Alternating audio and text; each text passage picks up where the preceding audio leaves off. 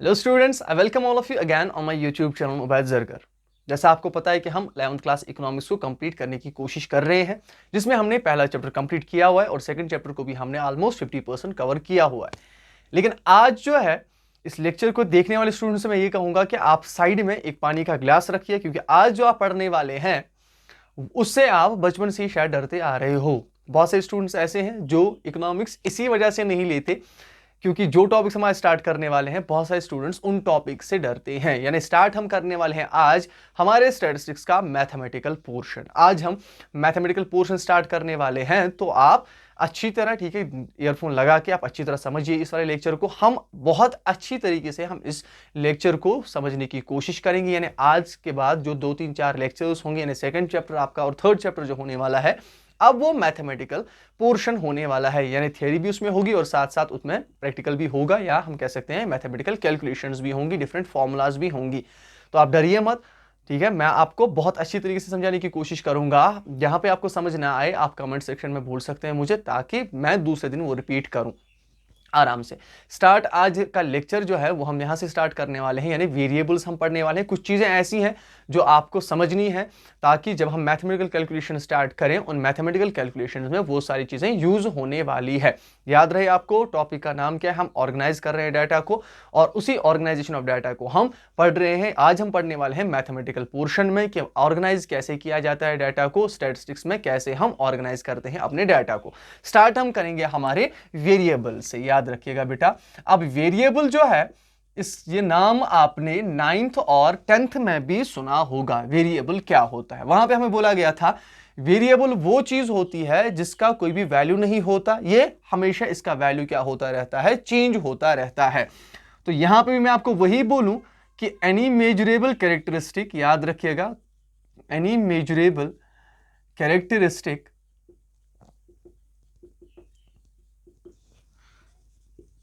which can change its value over time। यानी कोई भी ऐसा कैरेक्टरिस्टिक जिसको क्या किया जा सकता है, मेजर किया जा सकता है, ठीक है, और जो अपना वैल्यू जो है टाइम के साथ साथ, यानी सर्कमस्टेंसेस के हिसाब से या टाइम के हिसाब से, डाटा के हिसाब से चेंज करता रहे। याद रखिएगा बेटा कि वेरिएबल कहा जाता है, वेरिएबल एनी मेजरेबल कैरेक्टरिस्टिक, कोई भी ऐसा मेजरेबल कैरेक्टरिस्टिक जो अपना वैल्यू ओवर टाइम चेंज कर सकता है, उसे हम कहते हैं वेरिएबल। याद रखिएगा, समझ में आया हो, फिर से एक बार समझाता हूं। Any measurable characteristic which can change it's value over time, ठीक है, यानी कोई भी ऐसा मेजरेबल कैरेक्टरिस्टिक जो अपना वैल्यू जो है चेंज कर सकता है विद टाइम। आपको याद हो 10th और 9th में आपको ऐसे समझाया गया था, ठीक है, एक्स वाई, ठीक है, ऐसे ये वेरिएबल्स होते हैं, ठीक है। और आपको याद होगा कि आप वहां पे एक्स को वैल्यू देते थे, उसी के हिसाब से वाई को वैल्यू मिलता था। जैसे आपने पढ़ा होगा 2x + 3y = 0, ऐसे इक्वेशन हम पढ़ते थे, इन्हें हम कहते थे वेरिएबल्स, ठीक है। अब ये वेरिएबल्स हम इन्हें क्यों कहते थे, क्योंकि ये कोई भी वैल्यू ले सकते थे। अगर हम फॉर एग्जांपल x देते 2, ठीक है, हम ऐसे वैल्यू देते थे कि x किसके बराबर है, 2 के बराबर, तो हम ऐसे 2 × 2 + 3 × y = 0, दैट मीन्स 2 × 4 + 3 × y = 0, हम ऐसे करते थे, ठीक है। और 3y होता था बराबर -4, ठीक है, उधर लेके जाते थे, y = -4/3, ऐसे हम कैलकुलेशंस करते थे वहां पे। यानी हमने वहां पे सीखा था ये y और ये x जो है इन्हें हम वेरिएबल कहते हैं। तो वहां पे आपको थोड़ा सा हम कह सकते हैं कि वहां पे आपको आपके पोटेंशियल के हिसाब से सिखाया गया था। लेकिन आज मैं आपको बता दूं कि वेरिएबल इसे क्यों कहा जाता है। फिर से एक बार समझ लें कि वेरिएबल इसे इसलिए कहा जाता है, वेरिएबल वो मेजरेबल कैरेक्टरिस्टिक होता है जिसका वैल्यू ओवर टाइम क्या होता रहता है, चेंज होता रहता है। ये बात याद रखिएगा। अब वेरिएबल्स जो हमारे पास है बेटा, वेरिएबल्स हमारे पास स्टैटिस्टिक्स में वेरिएबल्स के 2 टाइप्स बनाए गए हैं। एक होता है हमारा डिस्क्रीट वेरिएबल, ये बात याद रखिएगा, एक होता है डिस्क्रीट वेरिएबल और दूसरा होता है बेटा जिसे हम कहते हैं कॉन्टिन्यूअस वेरिएबल। अब वेरिएबल आपको समझ में आया, तो अब डिस्क्रीट और कंटिन्यूअस वेरिएबल को समझते हैं। डिस्क्रीट वेरिएबल कौन सा वेरिएबल होता है, ये बात याद रखिएगा। Discrete variable is that variable, ये वो वेरिएबल होता है विच जंप्स इन कंप्लीट नंबर्स, ये बात याद रखिएगा, विच जंप्स इन कंप्लीट नंबर्स, याद रखिएगा कि डिस्क्रीट वेरिएबल वो वेरिएबल होता है बेटा जो जंप करता है इन कंप्लीट नंबर्स। एग्जाम्पल इसकी दूं तो एग्जाम्पल 1 2 3 4 5 6 7 8 जो भी आपके पास नंबर्स हैं, लेकिन जो कंप्लीट नंबर्स हैं उन्हें हम कह सकते हैं डिस्क्रीट वेरिएबल्स। ठीक है, अब कंटिन्यूअस वेरिएबल क्या होता है? ये वो वेरिएबल होता है, is that variable which does not jump in complete numbers। याद रखिएगा कि कंटिन्यूअस वेरिएबल क्या होता है? कंटिन्यूअस वेरिएबल वो वेरिएबल होता है जो कंप्लीट नंबर्स में जंप नहीं करता। फॉर एग्जाम्पल ये कैसे दिखाया जाता है? ये हमेशा होता है या तो डेसिमल फॉर्म में होता है, और आपने पढ़ाई होगा 9th-10th में, इसी डेसिमल फॉर्म को हम क्या करते हैं, रैशनल फॉर्म में भी चेंज कर सकते हैं, तो रैशनल फॉर्म में भी हो सकता है, ये मिक्स्ड फॉर्म में भी हो सकता है, ये बात याद रखिएगा। तो कंटिन्यूअस वेरिएबल वो वेरिएबल होता है जो कंप्लीट नंबर्स में जंप नहीं करता, उसे हम कहते हैं कंटिन्यूअस वेरिएबल, और जो कंप्लीट नंबर्स में जंप करता है उसे कहा जाता है डिस्क्रीट वेरिएबल। फिर से एक बार समझते हैं पहले से। वेरिएबल कहा जाता है किसी भी ऐसे मेजरेबल कैरेक्टरिस्टिक को जो अपना वैल्यू ओवर टाइम चेंज करता हो। वेरिएबल्स के दो टाइप्स हैं, एक होता है डिस्क्रीट वेरिएबल और दूसरा होता है कॉन्टिन्यूअस वेरिएबल। डिस्क्रीट वेरिएबल वो वेरिएबल होता है जो कंप्लीट नंबर्स में जंप करता है, दैट मींस 1 2 3 4 5 6 7 यानी जो कंप्लीट नंबर्स हैं। ठीक है, और कंटिन्यूअस वेरिएबल वो वेरिएबल होता है जो कंप्लीट नंबर्स में जंप नहीं करता। ठीक है, अब इसके साथ और एक छोटी सी चीज आपको पढ़नी है जो कि है रॉ डाटा। अब रॉ डाटा होता क्या है असल में? मैंने आपको बोला था परसों कि हमारे पास जो भी डाटा हम कैलकुलेट करते हैं विदाउट ऑर्गेनाइजेशन, जो डाटा हमारे पास होता है जो हमने ऑर्गेनाइज नहीं किया होता, उसे हम कहते हैं रॉ डाटा। तो रॉ डाटा हम कह सकते हैं द डाटा या that data which is in crude form।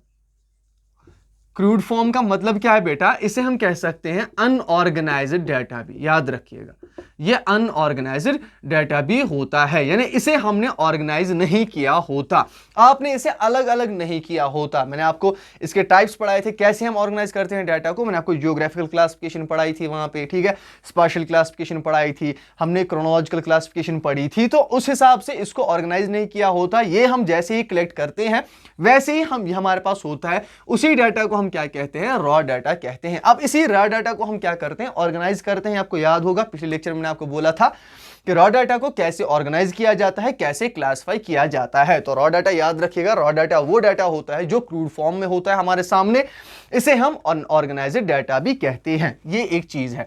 अब उसके साथ आपको और एक चीज याद रखनी है बेटा, जिसे हम कहते हैं फ्रीक्वेंसी। फ्रीक्वेंसी क्या होती है? क्योंकि ये सारी चीजें यूज होने वाली हैं अब, तो दैट्स वाई मैं आपको ये पढ़ा रहा हूं। फ्रीक्वेंसी क्या होता है? आप शॉर्ट में कह सकते हैं how many times a number is repeated, number is repeated is called its frequency। याद रखिएगा बेटा, फ्रीक्वेंसी किसे हम कहते हैं?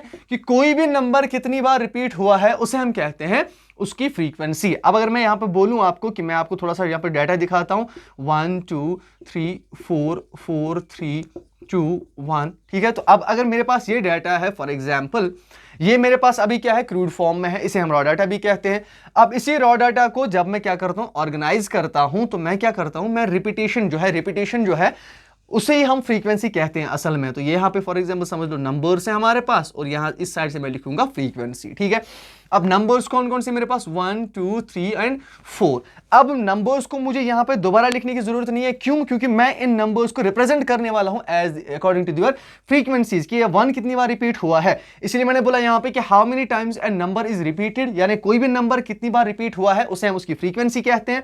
1 कितनी बार रिपीट हुआ है? तो 1 एंड 2, तो इट मींस 2 क्या होगी? इसकी फ्रीक्वेंसी। यानी ये हम कह सकते हैं कि ये जो 1 है ये 2 बार रिपीट हुआ है, और इस 2 बार रिपीट होने को हम कहते हैं इसकी फ्रीक्वेंसी। तो याद रखिएगा कि how many times A number is repeated, कोई भी नंबर कितनी बार रिपीट हुआ है उसे हम उसकी फ्रीक्वेंसी कहते हैं। 2 भी क्या आया है? 2 बार आया है, तो इसकी फ्रीक्वेंसी भी 2 होगी, ठीक है। और 3 भी जो है वो 2 बार आया है, तो 2 इसकी फ्रीक्वेंसी होगी।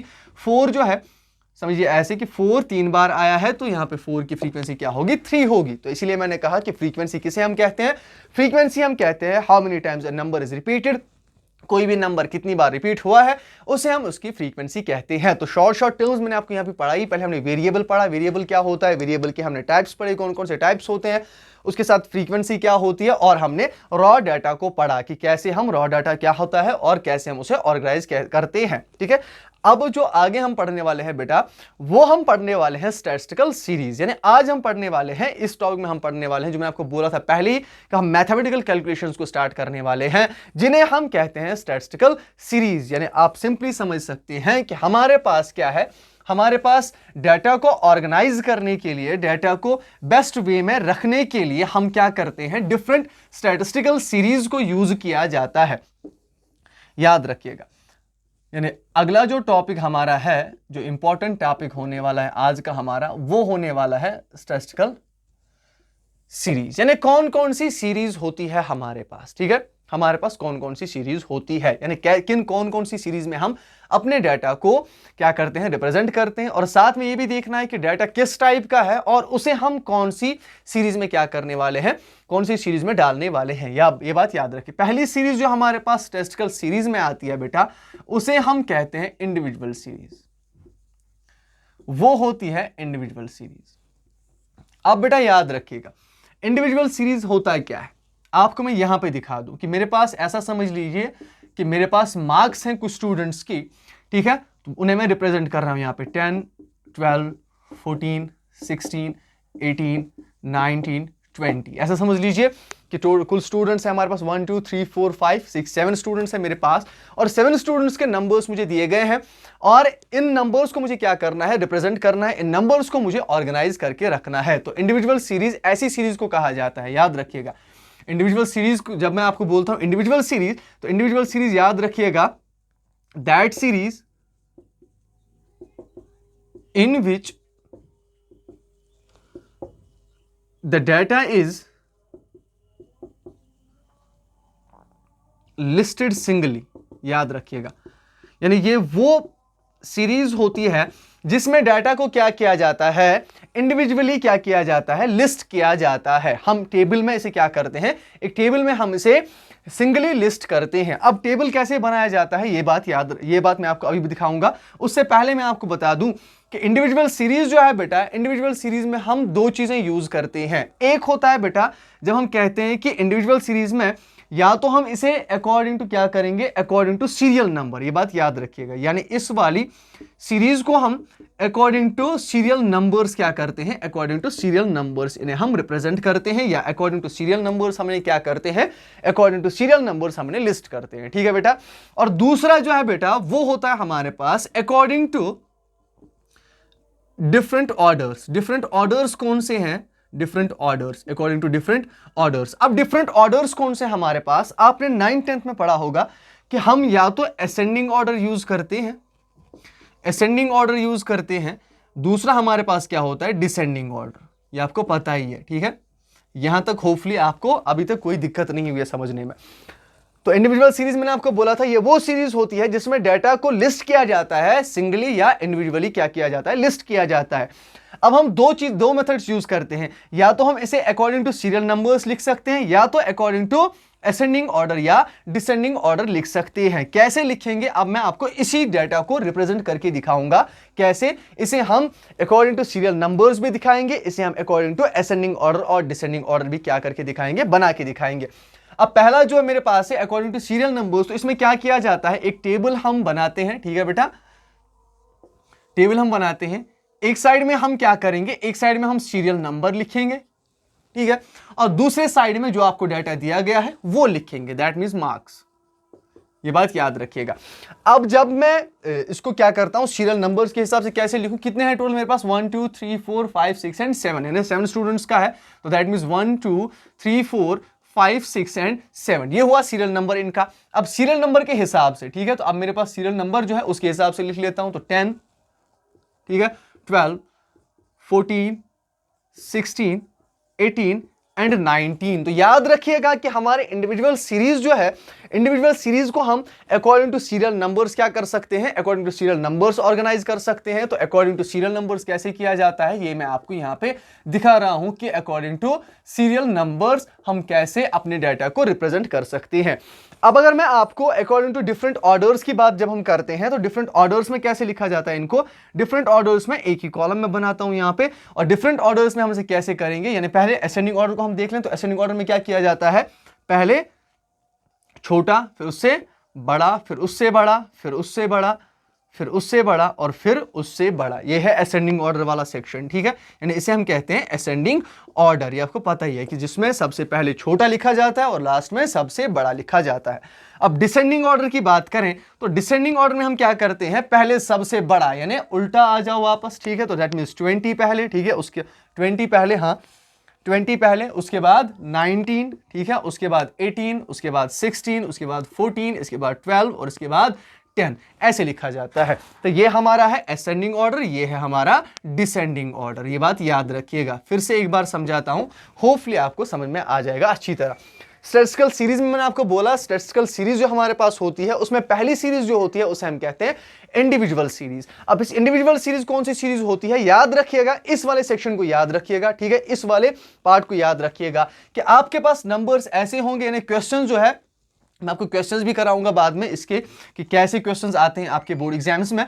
तो ऐसे आपको क्वेश्चन दिया गया होगा कि marks of 7 students are given below, ठीक है, represent it in individual series. तो आपको क्या करना है, इंडिविजुअल सीरीज के हिसाब से इसे रिप्रेजेंट करना होगा। अब इस इंडिविजुअल सीरीज में हम कैसे रिप्रेजेंट करेंगे, तो मैंने आपको तीन ही चीजें दिखा दी, या तो हम कैसे करेंगे, या तो हम अकॉर्डिंग टू सीरियल नंबर से रिप्रेजेंट करेंगे, ठीक है, या तो हम इसे असेंडिंग ऑर्डर में क्या करेंगे, रिप्रेजेंट करेंगे, या तो डिसेंडिंग ऑर्डर में रिप्रेजेंट करेंगे। तो अगर आप ऐसे ही इसे रिप्रेजेंट करने वाले हो तो होपफुली आपका एक मार्क्स भी नहीं कटने वाला। तो ये बात भी याद रखिएगा कि इकोनॉमिक्स में ये वाला पोर्शन जो आपका है, ठीक है, इसमें आप मार्क्स जो है बहुत अच्छे ला सकते हैं अगर आप टू द पॉइंट आंसर लिखें और टू द यानी कैलकुलेशंस के हिसाब से आंसर लिखें अपना, और बहुत अच्छी तरह लिखें आंसर अपना। तो इंडिविजुअल सीरीज आपको होपफुली समझ में आया कि इंडिविजुअल सीरीज में हम या तो अकॉर्डिंग टू सीरियल नंबर्स करते हैं इसको क्या रिप्रेजेंट, या तो हम अकॉर्डिंग टू असेंडिंग ऑर्डर या डिसेंडिंग ऑर्डर क्या करते हैं, रिप्रेजेंट करते हैं इसे।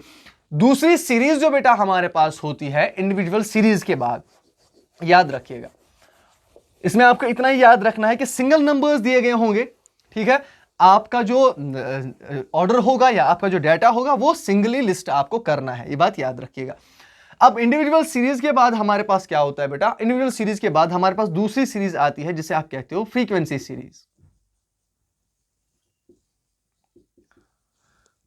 फ्रीक्वेंसी सीरीज, अब इस फ्रीक्वेंसी सीरीज में क्या होता है, इस फ्रीक्वेंसी सीरीज में एक सीरीज ऐसी होगी जिसमें आप क्या करेंगे, जिसमें आप ऐसे ही आपके पास क्या होगा, डाटा होगा, उसे आपको रिप्रेजेंट करना होगा, ठीक है, यानी डिस्क्रीट सीरीज में, ठीक है, डिस्क्रीट सीरीज में या फ्रीक्वेंसी एरे जिसे आप कहते हो। तो इसका जो पहला फ्रीक्वेंसी सीरीज के जो दो पार्ट्स हैं याद रखिएगा, ये एक चीज आपको यहां पे याद रखनी है कि इंडिविजुअल सीरीज कभी भी लार्ज डाटा के लिए यूज नहीं किया जाता। जब आपके पास बहुत ज्यादा इंफॉर्मेशन हो, बहुत ज्यादा डाटा हो आपके पास, तब आप इंडिविजुअल सीरीज को यूज नहीं कर सकते, क्योंकि हर एक चीज को सिंगली लिस्ट करना बहुत बड़ा काम बन जाता है। उसको हम कम करने के लिए हमने क्या किया, हमने फ्रीक्वेंसी सीरीज को बनाया कि फ्रीक्वेंसी सीरीज हम यूज वहां करते हैं जहां पे हमारे पास डाटा जो है वो क्या होता है, बहुत ज्यादा होता है, और फ्रीक्वेंसी सीरीज में हम उसे कन्वर्ट करते हैं इनटू डिफरेंट क्लास इंटरवल्स, यानी यहां पे हम ग्रुप्स में उसे कन्वर्ट करते हैं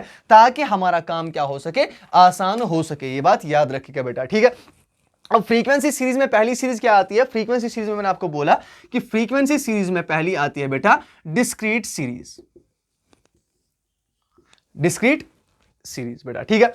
अब डिस्क्रीट सीरीज में आपको क्या याद रखना है, डिस्क्रीट सीरीज वो सीरीज होती है बेटा जिसमें हम जो हमारे पास डाटा हो उसका एक्चुअल क्या पता चल जाता है, हमें एक्चुअल नंबर पता चल जाता है उसे। ये बात याद रखिएगा कि डिस्क्रीट सीरीज में क्या होता है, जैसे हमने इंडिविजुअल सीरीज में देखा था कि अगर 11 है मेरे पास, 11 कितने स्टूडेंट्स का आए थे, 2 स्टूडेंट्स के आए थे, तो आप कंक्लूजन जो है आप अच्छी तरह यानी आप करेक्ट कंक्लूजन निकाल सकते हैं इसका कि 11 मार्क्स जो है वो 2 स्टूडेंट्स के आए हुए हैं। और डिस्क्रीट सीरीज में भी ऐसा ही होता है। डिस्क्रीट सीरीज में हम क्या करते हैं, डिस्क्रीट सीरीज में भी हम एक्चुअल क्या कर सकते हैं, एक्चुअल कंक्लूजन की तरफ जा सकते हैं। तो याद रखिएगा कि डिस्क्रीट सीरीज वो सीरीज होती है जिसमें आपको क्या पता चल सकता है, जिसमें आपको एक्चुअल कंक्लूजन मिल सकता है या एक्चुअल इंफॉर्मेशन आपको मिल सकता है, एक्चुअल कंक्लूजन आपको मिल सकता है या एक्चुअल इंफॉर्मेशन आपको किसी भी चीज के रिगार्डिंग मिल जाती है। अभी डिस्क्रीट सीरीज को कैसे रिप्रेजेंट किया जाता है याद रखिएगा। अब फिर से आपको मैं मार्क्स ही दिखाता हूं, ठीक है। मार्क्स है 8 स्टूडेंट्स के, 8 स्टूडेंट्स के मार्क्स मुझे दिए गए हैं। अब इन 8 स्टूडेंट्स के मार्क्स जो मेरे पास है 11 2 4 6 11 9 6 2 4 और 10, ऐसा समझ लीजिए यहाँ पे कि 10 स्टूडेंट्स हैं टोटल, ठीक है। अब मैंने लिख लिया ज्यादा तो कोई बात नहीं। अब आपके पास ये सीरीज है, ये बात याद रखिएगा। इंडिविजुअल सीरीज जो हमारे पास होती थी, मैंने आपको बोला था कि इंडिविजुअल सीरीज में क्या किया जाता है, नंबर्स को लिस्ट किया जाता है सिंगली। तो वहां पे आपको याद रखना है कि इंडिविजुअल सीरीज आप कब यूज कर सकते हो, जब आपके पास नंबर रिपीट में ना हो। आपको याद होगा मैंने आपको जो अभी दिखाया था उसमें नंबर्स मैंने कोई भी रिपीट नहीं किया था, मैंने वहां पे कोई भी नंबर रिपीट नहीं किया था, मैंने सिर्फ फ्रीक्वेंसी को दिखाने के लिए आपको रिपीट किया था नंबर। वरना जो मैंने यहाँ पे मार्क्स आपको दिखाए थे, जो मैंने यहाँ पे सेक्शन बनाया हुआ था अभी, वहां पे हमने रिपीट नहीं किया था किसी चीज को। क्यों? क्योंकि वहां पे रेपिटेशन हो ही नहीं सकता था, क्योंकि मैं इंडिविजुअल सीरीज को नहीं कर सकता कन्वर्ट इनटू फ्रीक्वेंसी, ये बात याद रखिएगा। लेकिन डिस्क्रीट सीरीज में हम क्या करते हैं, डिस्क्रीट सीरीज याद रखिएगा, डिस्क्रीट सीरीज में आपको एक्चुअल इंफॉर्मेशन तो मिल सकती है, लेकिन इसमें क्या होता है, इसमें डाटा जो होता है आपके पास वो क्या हो सकता है, वो मर्ज हो सकता है, उसे हम मर्ज कर सकते हैं। अब डिस्क्रीट सीरीज को हम कैसे पढ़ते हैं, डिस्क्रीट सीरीज में हम क्या करते हैं, डिस्क्रीट सीरीज में आपको एक्स्ट्रा चीज एक याद रखनी है कि इसमें हम टैली मार्क्स भी यूज करते हैं। वो टैली मार्क्स क्या होता है बाद में आपको बता दूंगा आराम से, पहले इसको हम रिप्रेजेंट करते हैं। तो डिस्क्रीट सीरीज ऐसी सीरीज होती है, ठीक है। याद रखिएगा शॉर्ट में इसमें आपको तीन बॉक्सेस बनाने हैं। वहां पे इंडिविजुअल सीरीज में आपने 2 बॉक्सेस ज्यादा से ज्यादा बनाए थे या एक बॉक्स बनाया था, डिसेंडिंग असेंडिंग ऑर्डर में आपने एक बॉक्स बनाया था और सीरियल नंबर्स के हिसाब से 2 बॉक्सेस आपने बनाए थे। लेकिन यहां पे आपको 3 बॉक्सेस बनाने ही बनाने हैं। पहला क्या है, पहला आपका डाटा है जो भी आपको दिया गया होगा, दैट मीन्स मार्क्स, ठीक है। दूसरा आपके पास क्या होता है जिन्हें आप कहते हो टैली मार्क्स। या आपने 9th 10th में पढ़ा है अच्छी तरह, जिसने पढ़ा होगा उसे याद आ रहा होगा, जिसने अच्छी तरह भी नहीं पढ़ा होगा होपफुली उसको फिर भी आइडिया हो थोड़ा सा इसका। और इसके बाद हम क्या करते हैं, इसके बाद हम फ्रीक्वेंसी ऐड करते हैं यहाँ पे, ये बात याद रखिएगा। अब मार्क्स क्या क्या है मेरे पास, 11 है मेरे पास, ठीक है, 2 है, 4 है, 6 है, 10 है। यहां पे आपको जरूरी नहीं है कि आप क्या करो, आप इसे असेंडिंग और डिसेंडिंग ऑर्डर में लिखो, क्योंकि आप इसे अच्छी तरह फिर भी फ्रीक्वेंसीज के हिसाब से कन्वर्ट करने वाले हो। दैट मीन्स 11, ठीक है, 2 है आपके पास, 4 है आपके पास, 6 है आपके पास, 10 है आपके पास और 9 है आपके पास, ठीक है। अब 11 कितनी बार रिपीट हुआ है, मैंने आपको अभी बोला फ्रीक्वेंसी का मतलब क्या होता है, how many times the number is repeated. 11 कितनी बार रिपीट हुआ है, 2 बार रिपीट हुआ है। अब 2 कितनी बार रिपीट हुआ है, 1 और 2, तो 2 कितनी बार रिपीट हुआ है, 2 बार रिपीट हुआ है। 4 कितनी बार रिपीट हुआ है, 2 बार रिपीट हुआ है, ठीक है। 6 कितनी बार रिपीट हुआ है, 2 बार रिपीट हुआ है। 10 कितनी बार रिपीट हुआ है, 1 बार रिपीट हुआ है। 9 कितनी बार रिपीट हुआ है, 1 बार रिपीट हुआ है, ये बात याद रखिएगा। अब यहां पे आपको टेलीमार्क्स होता है क्या असल में, टेलीमार्क्स हम सिंपली कह सकते हैं, जो टेलीमार्क्स है हमारे पास, ठीक है, ये क्या करते हैं, ये वो हम कह सकते हैं बार्स होते हैं जो रिप्रेजेंट करते हैं किसको, फ्रीक्वेंसी को। शॉर्ट में याद रखिएगा, ये रिप्रेजेंट करते हैं फ्रीक्वेंसी को, कि फ्रीक्वेंसी कितनी है उतने ही बार्स आपको क्या करने हैं, ड्रॉ करने हैं। तो यहां पे फ्रीक्वेंसी कितनी है, 2, तो आप 2 बार्स को क्या करोगे, ड्रॉ करोगे यहां पे, ठीक है। फ्रीक्वेंसी यहां पे भी 2 है तो 2 बार्स यहां पे भी होंगे, यहां पे भी 2 है तो 2 बार्स यहां पे भी, यहां पे भी 2 है तो 2 बार्स यहां पे भी, यहां पे 1 है और यहां पे 1 है। इन्हें हम टेलीमार्क्स कहते हैं, ठीक है। अब टेलीमार्क्स आपने डाल दिए, मार्क्स आपने डाल दिए और फ्रीक्वेंसी आपने डाल दी, तो याद रखिएगा इसे हम कहते हैं डिस्क्रीट सीरीज। डिस्क्रीट सीरीज ऐसी कुछ सीरीज होती है, दिखने में ऐसी आपकी डिस्क्रीट सीरीज होती है। तो डिस्क्रीट सीरीज में आपने क्या किया था, मैंने आपको बोला कि डिस्क्रीट सीरीज में आपको क्या पता चल जाता है, आपको कंक्लूजन जल्दी पता चल जाता है, आराम से आप कंक्लूजन तक पहुंच सकते हैं डिस्क्रीट सीरीज में। लेकिन डिस्क्रीट सीरीज में एक्स्ट्रा एक चीज है कि हम इसे फ्रीक्वेंसी के हिसाब से क्या करते हैं, फ्रीक्वेंसी के हिसाब से रखते हैं। फ्रीक्वेंसी के हिसाब से क्यों रखते हैं, क्योंकि यहां पे आइटम्स को सिंगली क्या नहीं किया जा सकता, सिंगली नहीं किया जा सकता कन्वर्ट, ठीक है। और जो आपके नंबर्स होते हैं, जो आपका डाटा होता है, वो क्या होता है, वो मर्जेबल होता है, वहां पे मर्ज कर सकते हैं, क्योंकि यहां पे एक डाटा क्या करता है, अपने आप को रिपीट करता है। तो डिस्क्रीट सीरीज में याद रखिएगा ये चीज होती है। इसलिए आप बोल सकते हैं कि ये वो सीरीज होती है, ठीक है, जिसमें डाटा रिप्रेजेंट कैसे किया जाता है, जिसमें डाटा रिप्रेजेंट किया जाता है that exact measurement of the data आपको पता चल सके कि एग्जैक्ट मेजरमेंट क्या है। 11 कितनों का आए हैं, 2 आए हैं, ठीक है। तो आप यहां पे सिंपली कह सकते हैं that series in which the data are presented, data are presented, हम कह सकते हैं डाटा, जिसमें मैंने आपको अभी बोला था कि डाटा को प्रेजेंट किया जाता है। कैसे प्रेजेंट किया जाता है, याद रखिएगा, मैंने आपको बोला था कि प्रेजेंट होने की वजह से प्रेजेंट कैसे किया जाता है ताकि आपको एग्जैक्ट मेजरमेंट मिल सके, ठीक है। प्रेजेंटेड इन अ वे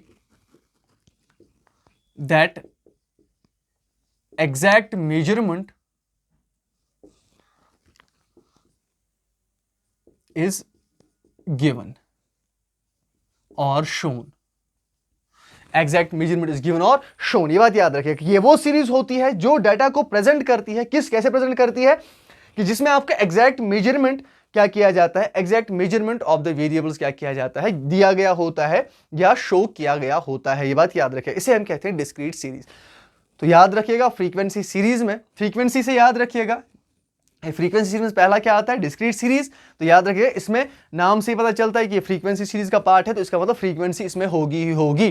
तो इसीलिए आपको याद रखना है कि यहाँ पे आपको 3 बॉक्सेस बनाने हैं, पहला मार्क्स वाला, दूसरा टेलीमार्क्स वाला और तीसरा फ्रीक्वेंसी वाला आपको बनाना ही बनाना है। तो ये हमारे पास होती है पहली कौन सी, डिस्क्रीट सीरीज हमारे पास है, ये हमारी पहली डिस्क्रीट सीरीज बनती है हमारी बेटा, ठीक है। अब डिस्क्रीट सीरीज को हम याद रखिएगा बेटा, इसे फ्रीक्वेंसी एरे भी कहा जाता है, फ्रीक्वेंसी एरे। तो बहुत सारे स्टूडेंट्स जो है फिर लास्ट एग्जाम में आता है वहां पे कि इस डाटा को रिप्रेजेंट कीजिए इन ए फ्रीक्वेंसी एरे, तो वहां पे पता नहीं चल रहा फिर स्टूडेंट्स को कि डिस्क्रीट सीरीज को असल में कहा जाता है फ्रीक्वेंसी एरे। ये आपको याद रखना है कि फ्रीक्वेंसी सीरीज में जो है पहला आता है डिस्क्रीट सीरीज और उस डिस्क्रीट सीरीज को हम फ्रीक्वेंसी एरे भी कहते हैं। अब इसके बाद जो हमारे पास दूसरा पार्ट है बेटा इसका, जिसे हम कहते हैं फ्रीक्वेंसी, हम कह सकते हैं फ्रीक्वेंसी सीरीज का जो हमारा दूसरा पार्ट है उसे हम कहते हैं फ्रीक्वेंसी डिस्ट्रीब्यूशन, ठीक है।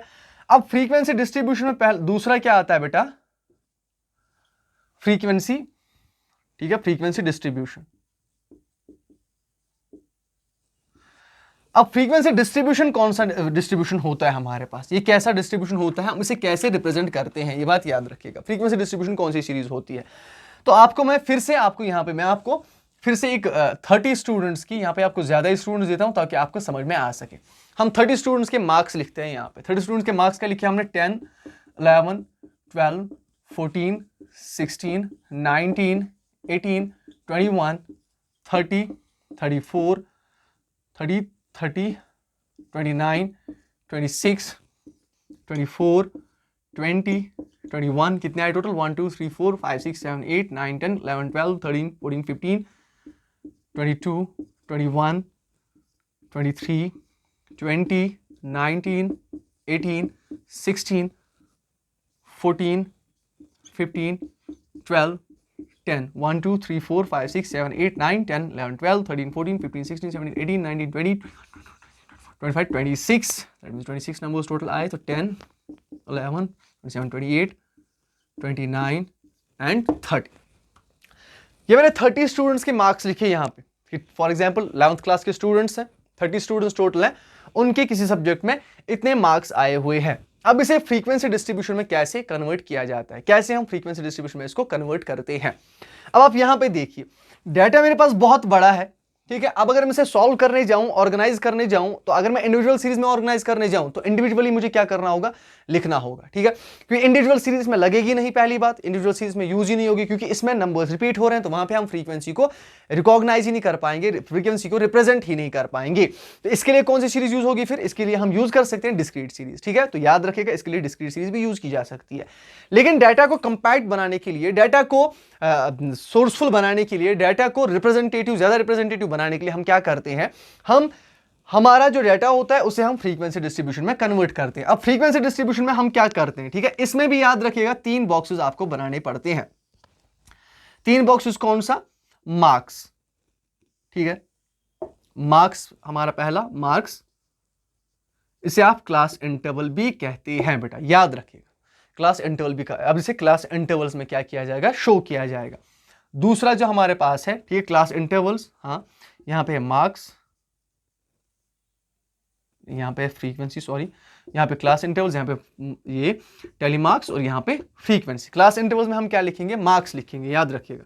क्लास इंटरवल्स में क्या लिखा जाएगा, मार्क्स लिखा जाएगा, क्योंकि अब हम इन मार्क्स को क्या करेंगे, ग्रुप्स में क्या करेंगे, कन्वर्ट करेंगे। फिर मैं आपको डेफिनेशन में बोलूंगा। फ्रीक्वेंसी डिस्ट्रीब्यूशन में हम क्या करते हैं, हमारा जो डाटा होता है उसके हम डिफरेंट ग्रुप्स बनाते हैं, ठीक है, यानी कुछ नंबर्स का एक ग्रुप बनाया जाएगा, ठीक है, और बहुत डिफरेंट नंबर्स का अलग अलग ग्रुप बनाया जाएगा, ताकि हमारा डाटा जो है वो कंपैक्ट हो सके और वो कम ही क्या किया जा सके, कम ही जगह में हम क्या कर सकें, उसको हम रख सकें और ज्यादा से ज्यादा रिप्रेजेंटेटिव बना सकें।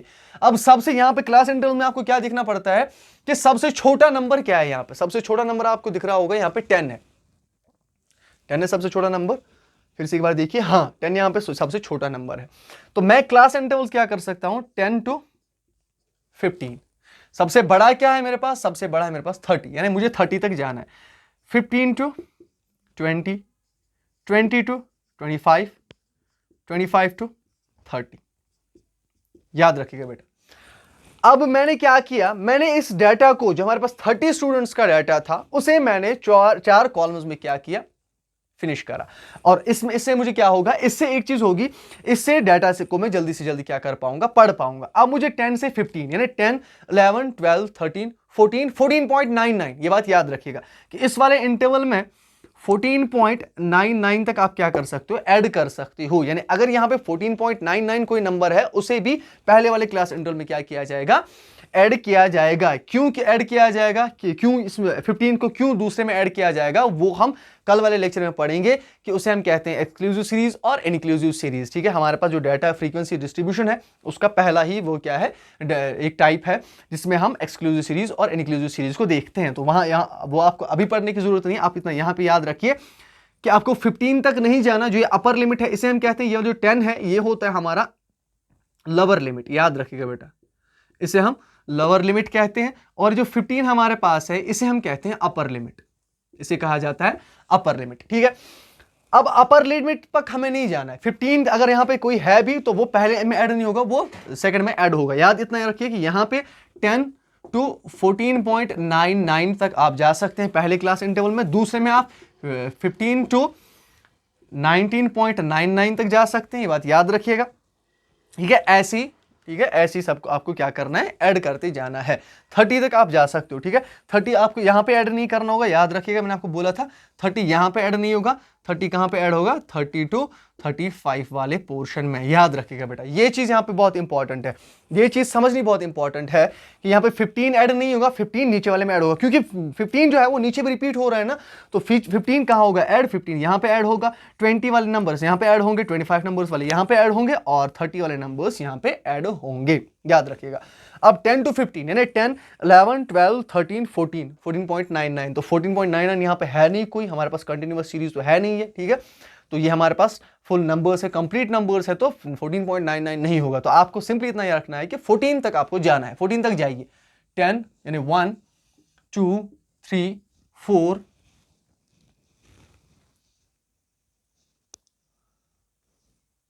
5, 6, 7, 8, 9। तो फ्रीक्वेंसी क्या है, हमारे डाटा में 9 नंबर्स ऐसे हैं जो या तो 10 है, या तो 11 है, या तो 12 है, या तो 13 है, या तो 14 है, या ये सारे नंबर्स हैं। इन सारे नंबर्स में से तो 9। ठीक है, तो यहां पे टेली मार्क्स डालूंगा 1 2 3 4 5। याद रखिएगा 5 हमेशा क्या किया जाता है, कट करता है इन 4 लाइन्स को। 4 के बाद आपको एक लाइन जो है या एक बार जो है वो आपको ऐसे कट कराना है बाकी सारे बार्स को। तो 1 2 3 4 बचा जो है वो 4, वो 9 के बदले में यहाँ पे टेली मार्क्स मैंने डाल दिए। अब उसी के साथ हमें 15 to 20 देखना है, 15 से लेकर 19 तक, याद रखिएगा 15 से लेकर 19 तक। दैट मीन्स इसमें आएगा 16 यानी 1, 1, 2, 3, 4, 5, 6, 7, 7 नंबर्स टोटल हैं ये। तो 1 2 3 4 5 6 7 मेरे पास ये 20 to 25। अब 20 से लेकर 25, 20 इसमें ऐड होगा, याद रखिएगा 20 इसमें ऐड होगा, 24 इसमें, 20 to 24 हमें जाना है। 20 देखिए कहां पे है, 20 है कहीं पे, तो 21 इसमें आएगा, तो 1, 24 तक जाना है तो डेट मीन्स 2 3 4 5 6 7 8 9। तो ये नंबर्स कितने आ रहे हैं टोटल? 9 आ रहे हैं ये भी। तो डेट मीन्स 1 2 3 4 5 6 7 8 9, ऐसे 9 लिखना। अब 25 to 30, 25 को हमने छोड़ा था वहां पे, तो 25 to 30 that means 25 to 29, 25 to 29, 30 में नहीं आएगा तो 1 2 1 2 2 नंबर्स टोटल हैं, ठीक है, 2 दैट मीन्स 1 and 2। अब 30 से 35 तक जाइए, 30 दैट मीन्स 1, ठीक है, 30 2 3, तो ये कितना है टोटल? 3 नंबर्स है, दैट मीन्स 1 2 3। ये वाली सीरीज जो है इसे हम कहते हैं बेटा फ्रीक्वेंसी डिस्ट्रीब्यूशन सीरीज, याद रखिएगा, ये वाली सीरीज फ्रीक्वेंसी डिस्ट्रीब्यूशन सीरीज कहलाती है, इसे हम फ्रीक्वेंसी डिस्ट्रीब्यूशन सीरीज कहते हैं। इसमें भी आपको 3 बॉक्सेस रखने, या एक बात याद रखनी है आपको इंपॉर्टेंटली यहाँ पे, कि यहाँ पे क्या किए जाते हैं, इसमें हम डाटा को क्या करते हैं, डाटा को ग्रुप्स में कन्वर्ट करते हैं। यानी अगर हमारे पास बहुत ज्यादा डाटा है, उस डाटा को हम क्या करते हैं, ग्रुपिंग में कन्वर्ट करते हैं, डिफरेंट ग्रुप्स हम बनाते हैं, उन ग्रुप्स से हम क्या करते हैं, रिप्रेजेंट करते हैं अपने डाटा को, याद रखिएगा। तो इसकी डेफिनेशन जब मैं आपको बोलूं, is that type of series in which items cannot be listed singly but are arranged in groups। ये बात याद रखिएगा, हम क्या करते हैं, हम ग्रुप्स में अरेंज करते हैं। यानी फ्रीक्वेंसी डिस्ट्रीब्यूशन वो वाला डिस्ट्रीब्यूशन होता है जिसमें हम अपने डाटा को अलग अलग क्या नहीं कर सकते, लिस्ट नहीं कर सकते, हम इन्हें डिफरेंट ग्रुप्स में कन्वर्ट करके इन्हें रिप्रेजेंट किया जाता है। तो होपफुली आपको ये 2 सीरीज जो है अच्छी तरह समझ में आई हो। तो आज का जो टॉपिक हमारा था उसमें हमने क्या क्या देखा, फिर से एक बार इंडिविजुअल सीरीज को हमने समझा, वहां पे फिर से 2-3 मिनट्स में मैं आपको कंप्लीट करके जाता हूं फिर से एक बार, ताकि आपको समझ में आए अच्छी तरह। तो हमने इंडिविजुअल सीरीज देखा, इंडिविजुअल सीरीज में मैंने आपको बोला कि उसमें नंबर्स जो आपके पास दिए गए होते हैं, पहली बात ये याद रखेगा कि इंडिविजुअल सीरीज कब यूज होती है, जब नंबर रिपीट ना हो, ठीक है, जब आपके पास नंबर्स रिपीट ना हो। आपकी बुक में भी डिफरेंट सीरीज दिखाई गई है, पोर्शन दिखाया गया है, फिर से इस वीडियो लेक्चर के साथ साथ आप उस वाली बुक को सामने रखें ताकि आपको अच्छी तरह समझ में आ सके। तो इंडिविजुअल सीरीज में आपको दिखेगा ही नहीं कभी नंबर रिपीट हुआ हो, क्योंकि उसे हम सिंगली लिस्ट करना है, तो दैट्स व्हाई नंबर रिपीट नहीं होगा। दूसरा हमने पढ़ा था फ्रीक्वेंसी डिस्ट्रीब्यूशन। तो फ्रीक्वेंसी डिस्ट्रीब्यूशन में हमने पहला पढ़ा था डिस्क्रीट सीरीज। तो डिस्क्रीट सीरीज में नंबर्स तो रिपीट होंगे, लेकिन उसमें हम ग्रुप्स में कन्वर्ट नहीं करेंगे, ठीक है, उसे हम फ्रीक्वेंसी में कन्वर्ट करेंगे, ठीक है। लेकिन तीसरा जो हमने देखा था, तीसरा जो है ये फ्रीक्वेंसी डिस्ट्रीब्यूशन जो है ये बहुत ज्यादा, अब अगर डाटा डिस्क्रीट सीरीज में भी कन्वर्ट नहीं हो पा रहा है, बहुत ज्यादा डाटा है, तो उसे हम कन्वर्ट करते हैं फिर फ्रीक्वेंसी डिस्ट्रीब्यूशन में। तो फ्रीक्वेंसी डिस्ट्रीब्यूशन में कैसे कन्वर्ट करते हैं, ग्रुप्स हम बनाते हैं, ठीक है, ग्रुप्स क्लास इंटरवल्स ने आप बोलते हो, क्लास इंटरवल्स हम बनाते हैं। और क्लास इंटरवल्स ये 2 पोर्शंस में आपको समझा चुका हूं कि एक होता है टेलीमार्क्स, दूसरा होता है फ्रीक्वेंसी। तो टेलीमार्क्स और फ्रीक्वेंसी के पोर्शन के साथ साथ इसको रिप्रेजेंट किया जाता है या इसे हम ऑर्गेनाइज करते हैं। तो होपफुली आपको ये वाला लेक्चर जो है बहुत अच्छी तरह समझ में आया हो। मैथमेटिकल कैलकुलेशन है, अच्छी तरह फिर से एक बार इसको समझिए। ये कल हम पढ़ने वाले हैं इसी फ्रीक्वेंसी डिस्ट्रीब्यूशन के कौन कौन से स्टैटिस्टिकल टाइप्स होते हैं, क्योंकि फ्रीक्वेंसी डिस्ट्रीब्यूशन के और बहुत सारे टाइप्स हैं। फ्रीक्वेंसी डिस्ट्रीब्यूशन में हमने और टाइप्स पढ़ने हैं, 5-6 टाइप्स हैं इसके, वो भी हम पढ़ने वाले हैं। तो कल के लेक्चर में हम डिफरेंट टाइप्स पढ़ने वाले हैं फ्रीक्वेंसी डिस्ट्रीब्यूशन की। तब तक आप फिर से एक बार इस वाले लेक्चर को अच्छी तरह देखें, ठीक है, और कामनेस से काम लें, कोई परेशानी नहीं है। मैथमेटिकल कैलकुलेशंस है, लेकिन सिंपल मैथमेटिकल कैलकुलेशंस है इसमें, तो आप घबराइए नहीं, ठीक है। मैं आपको कोशिश करूंगा, कोशिश यही रहेगी मेरी कि मैं आपको एक सिंपल वे में समझाऊं, ठीक है। तो फिर मिलते हैं कल नेक्स्ट टॉपिक के साथ, तब तक के लिए गुड बाय।